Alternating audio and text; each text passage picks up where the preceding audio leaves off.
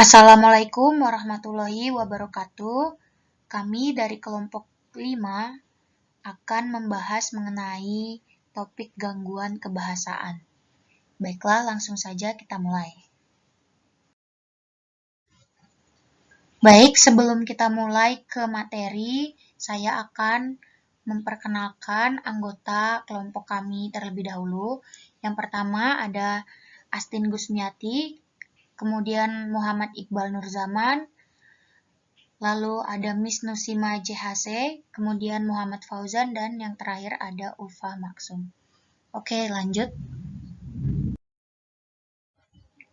Apa sih gangguan berbahasa? Nah, sebelumnya saya akan bahas terlebih dahulu berbahasa itu sendiri apa. Jadi, berbahasa itu adalah proses mengeluarkan perasaan dan pikiran dari otak secara lisan dalam bentuk kalimat atau kata-kata. Nah, manusia yang fungsi otak dan alat bicaranya normal kan tentu dapat berbahasa dengan baik ya.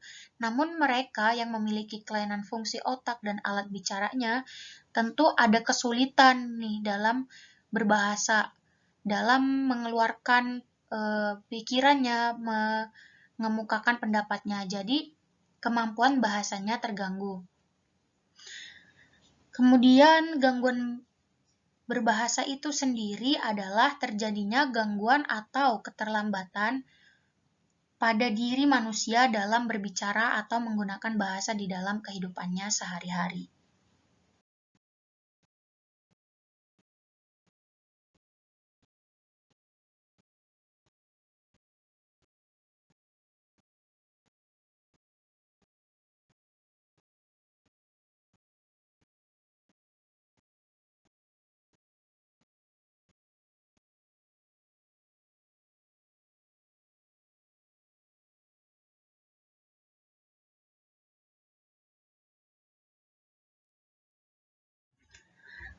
Nah, apa aja sih faktor-faktor yang menyebabkan gangguan berbahasa? Langsung aja kita bahas di slide selanjutnya. Faktor-faktor gangguan berbahasa ini dibagi menjadi dua. Yang pertama ada faktor medis dan faktor lingkungan sosial. Pada faktor medis, gangguan berbahasanya ada 3. Yang pertama, gangguan akibat multifaktorial atau banyak faktor ya. Contohnya seperti berbicara serampangan, kemudian tempo berbicara terlalu cepat, lalu artikulasi juga kurang jelas sehingga apa yang diucapkan oleh orang dengan gangguan ini sulit untuk dipahami. Kemudian yang kedua ada gangguan psikogenik.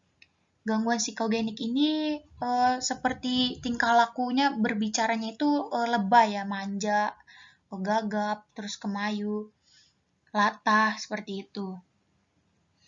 Nah, ini biasanya ada kerusakan otak sehingga gangguan ini pun muncul.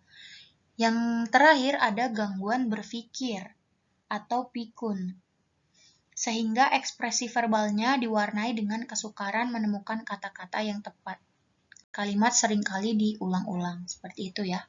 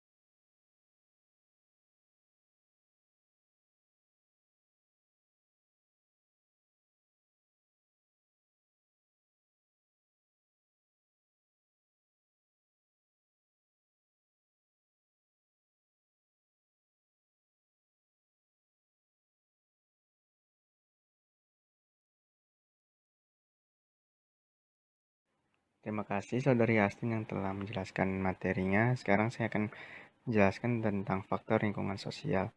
Nah, gangguan pembicaraan itu bisa terjadi dalam faktor lingkungan sosial yang dimaksud dengan akibatnya adalah terasingnya seorang anak manusia yang aspek biologis bahasanya normal dari lingkungan kehidupan manusia.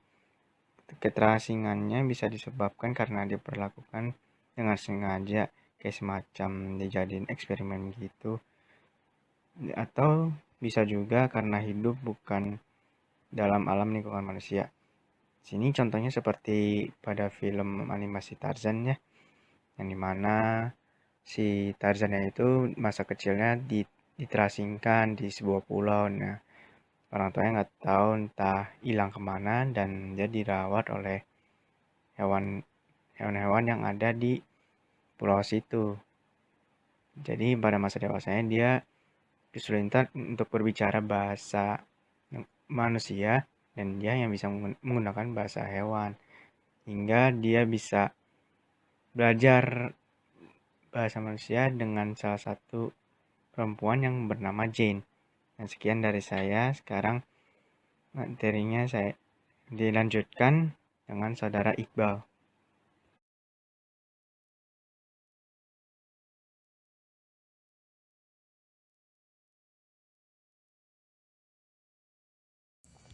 Bismillahirrahmanirrahim. Assalamualaikum warahmatullahi wabarakatuh. Nama saya Muhammad Iqbal Zaman. Di sini saya akan menjelaskan tentang gangguan berbicara. Seperti yang kita ketahui bahwa berbicara merupakan aktivitas motorik yang mengandung modalitas psikis. Oleh karena itu, gangguan berbicara ini dapat dikelompokkan ke dalam dua kategori. Yang pertama adalah gangguan mekanisme berbicara yang berimplikasi pada gangguan organik, dan yang kedua gangguan berbicara psikogenik. Dan sekarang di sini saya akan menjelaskan tentang gangguan mekanisme jiwa. Mekanisme berbicara adalah suatu proses produksi ucapan atau perkataan oleh kegiatan terpadu dari pita suara, lidah, otot-otot yang terbentuk rongga mulut, serta kerongkongan dan paru-paru. Maka gangguan berbicara berdasarkan mekanisme ini dapat dirinci menjadi gangguan bicara akibat kelainan pada paru-paru atau biasa disebut pulmonal, pada pita suara, laringal, pada lidah, lingual, dan pada rongga mulut dan kerongkongan atau resonatal. Sekarang saya akan membahas tentang gangguan akibat faktor pulmonal. Gangguan berbicara ini dialami oleh para penderita yang mempunyai penyakit paru-paru. Para penderita penyakit paru-paru ini kekuatan bernapasnya sangat kurang, sehingga cara berbicaranya diwarnai oleh nada-nada yang lumayan monoton gitu. Volume suaranya yang ya cenderung kecil sekali dan terputus-putus. Ya walaupun meskipun dari segi semantik dan sintaksis tidak ada masalah, ya terlihat berbeda ketika orang normal dan orang yang punya masalah ini saat berbicara. Kemudian gangguan akibat faktor laringal. Gangguan pada pita suara menyebabkan suara yang dihasilkan menjadi serak atau hilang sama sekali. Gangguan berbicara akibat faktor laringal ini ditandai dengan suara yang serak atau hilang tanpa kelainan semantik dan sintaksis. Artinya dapat dilihat dari segi sintaksis dan semantik, ucapannya tersebut ya bisa diterima seperti itu. Kemudian gangguan akibat faktor lingual. Lidah yang sariawan atau mereka yang terluka akan terasa pedih kalau digerakkan. Maka untuk mencegah rasa pedih ini, maka dalam berbicara gerak lidah dikurangi sesuai dengan kehendak penutur. Jadi untuk menghindari rasa nyeri ya biasanya orang yang mengalami gangguan di sini karena misalkan sariawan ya terkadang suka agak kurang jelas untuk mengucapkan beberapa kata atau ya berbicara seperti biasanya. Nah, kemudian gangguan akibat faktor resonansi. Nah, gangguan ini menyebabkan suara yang dihasilkan menjadi bersengau. Misalnya, pada orang sumbing menjadi bersengau atau bindeng. Nah, biasanya kalau misalkan orang sumbing kan suaranya suka ada apa ya yang hilang gitu, misalkan dari kata itu tidak jelas kata yang seperti kita ucapkan gitu, misalkan apa ya, misalkan wajah gitu. Kadang-kadang misalkan wajah karena kita berbicara wajah, terus karena memiliki gangguan ini karena sumbing atau misalnya J-nya itu kadang-kadang misalkan tidak diucapkan secara jelas gitu, secara kita yang seperti orang-orang normal lainnya biasa dengar gitu. Seperti itu mungkin. Lalu kemudian gangguan akibat multifaktoral.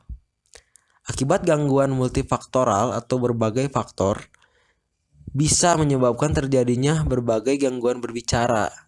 Nah, gangguan multifaktoral ini kan ada banyak ya. Yang pertama itu berbicara serampangan.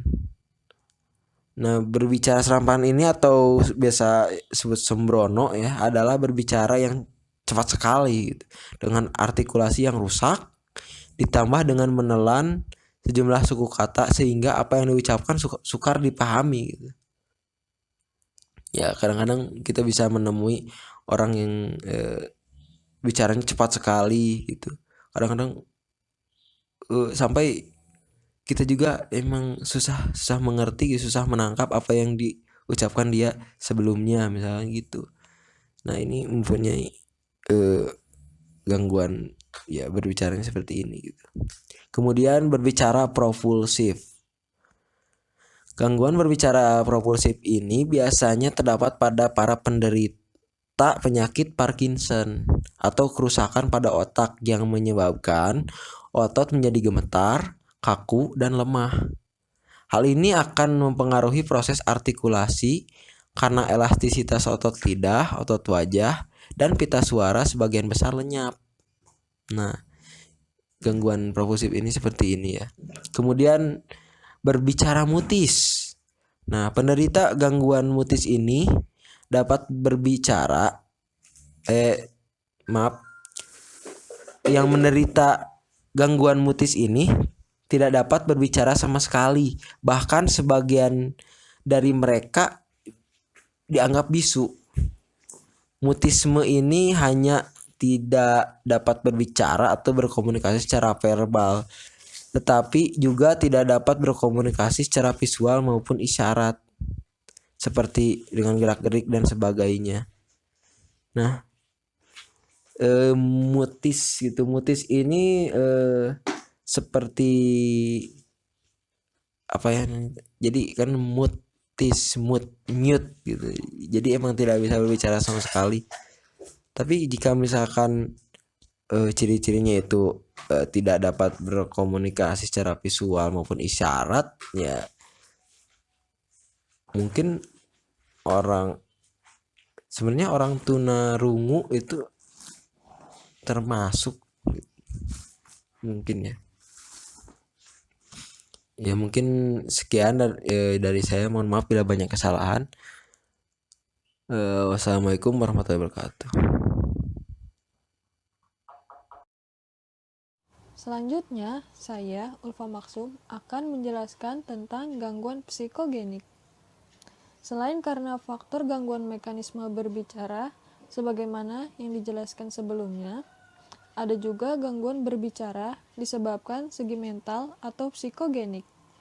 Gangguan ini bersifat lebih ringan, Karena itu, lebih tepat disebut sebagai variasi cara berbicara yang normal sebagai ungkapan dari gangguan mental.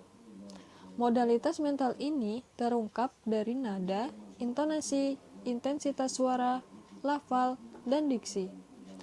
Ujaran yang berirama lancar atau tersendat-sendat dapat juga mencerminkan sikap mental si pembicara. Gangguan psikogenik ini antara lain adalah yang pertama adalah berbicara manja. Disebut berbicara manja karena ada kesan keinginan untuk dimanja sebagaimana anak kecil yang membuat perubahan pada cara bicaranya. Seperti fonem S yang dilafalkan C, sehingga kalimat sakit sekali menjadi cakit sekali. Gejala seperti ini dapat diamati pada orang tua pikun atau jompo dan biasanya terjadi pada wanita. Yang kedua adalah berbicara kemayu. Menurut Siddhartha, istilah kemayu mengacu pada perangai kewanitaan yang berlebihan yang dalam hal ini ditunjukkan oleh seorang pria. Berbicara kemayu dicirikan oleh gerak bibir dan lidah yang menarik perhatian dan lafal yang dilakukan secara menonjol atau ekstra lemah gemulai dan memanjang. Yang ketiga adalah berbicara gagap. Gagap adalah berbicara yang kacau karena sering tersendat-sendat, mendadak berhenti, lalu mengulang-ulang suku kata pertama, kata-kata berikutnya, dan setelah berhasil mengucapkan kata-kata itu, kalimat dapat diselesaikan. Seperti orang yang ingin mengatakan, awas ada pohon tumbang. Tetapi ia mengucapnya secara terputus dan berulang-ulang, sehingga menjadi seperti, awas, ada pohon tumbang. Apa yang menyebabkan terjadinya gagap ini masih belum diketahui secara pasti. Tetapi ada beberapa hal yang dianggap mempunyai peranan penting dalam menyebabkan terjadinya gagap ini. Yaitu yang pertama adalah faktor stres dalam kehidupan berkeluarga. Yang kedua, pendidikan anak yang dilakukan secara keras dan ketat, dengan membentak-bentak serta tidak mengizinkan anak berargumentasi dan membantah. Yang ketiga, adanya kerusakan pada belahan otak hemisfer yang dominan. Dan yang terakhir, faktor neurotik familial. Jika hal-hal tersebut terjadi pada anak-anak, para orang tua sebaiknya tidak menganggap lucu atas keadaan ini, karena akan membuat anak tersebut merasa malu, bahkan akan memperparah gagapnya.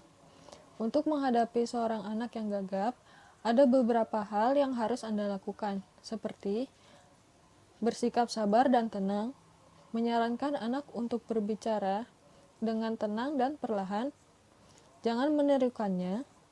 Kemudian berbicaralah dengan tenang dan perlahan-lahan dan jelas, sehingga anak tersebut mempunyai banyak kesempatan untuk menirukan percakapan tersebut. Kemudian berikan anak tersebut kesempatan untuk berbicara dan jangan memotong pembicaraannya. Dan yang terakhir, berilah penghargaan kepadanya jika ia dapat berbicara dengan baik. Kemudian yang keempat adalah berbicara latah. Latah adalah respon reflektif berupa perkataan atau perbuatan yang tidak terkendali yang terjadi ketika seorang merasa kaget. Latah bukanlah penyakit mental, tapi lebih merupakan kebiasaan yang tertanam di pikiran bawah sadar. Setiap orang latah punya respon yang berbeda-beda dalam bereaksi terhadap stimulus yang mengagetkan. Di antaranya, mengulangi perkataan orang lain, meniru gerakan orang lain, mengucapkan kata-kata tertentu berulang-ulang, dan melaksanakan perintah secara spontan pada saat terkejut. Misalnya ketika penderita dikejutkan dengan seruan perintah, jongkok, atau loncat, dia akan melakukan perintah itu seketika. Latah memang bukan gangguan psikologis yang serius dan malah banyak orang yang menganggapnya sebagai hiburan atau sesuatu yang lucu. Namun, jika seseorang ingin tampil berwibawa atau jika ia tidak ingin lagi menjadi bahan godaan atau tertawaan orang lain, maka ia harus menghilangkan kebiasaan latahnya. Ada 2 syarat yang harus dipenuhi agar kebiasaan latah bisa dihilangkan dengan cepat dan hasilnya permanen, yaitu dengan harus sungguh-sungguh ingin berubah dan serius ingin menghilangkan kebiasaan latah Anda. Yang kedua, harus setuju untuk menganggap latah sebagai kebiasaan yang kurang baik dan merugikan diri sendiri. Kebiasaan latah akan sulit dihilangkan atau bisa saja kambuh sewaktu-waktu apabila penderita menganggap hal tersebut menjadi latah itu lucu, menguntungkan, dan menyenangkan. Terima kasih. Sekarang saya ingin menjelaskan tentang gangguan bahasa dalam gangguan berbahasa ya. Gangguan berbahasa itu yang utamanya faktornya afasia motorik. Afasia motorik itu adalah untuk menekankan produksi bahasa yang terganggu seperti berbicara, sementara aspek berbahasa lainnya tidak mengalami masalah gitu. Jadi seterusnya itu adalah afasia motorik kortikal.